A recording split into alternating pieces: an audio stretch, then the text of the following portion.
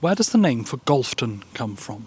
So today I'm just outside on the edge of Connors Quay in an area called Golftyn.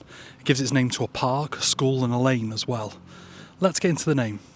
The first part, golf, comes from gwolf, an overcorrected Welsh version of the Old English name Wolf, or possibly the personal name Wolfwine.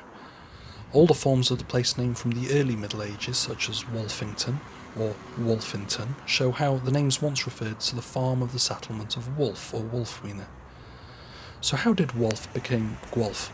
In Welsh, words rarely begin with the letter W, unless it's the result of a soft mutation of the initial gw.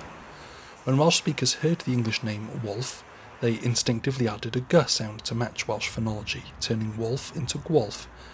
The same process explains names like Wrexham from Wrexham and Gwesbyr from Westbury. The second element, tun, comes from the Old English tun, meaning a farmstead or enclosure, the origin of our modern word town. In this case, it likely referred to an early farming settlement. Originally, Golftyn was a small fishing hamlet on the Dee estuary. When the new cut of the River Dee was dug in the 18th century, it created a deeper navigable channel past this area. That change brought new economic opportunities, and the surrounding villages began to grow rapidly.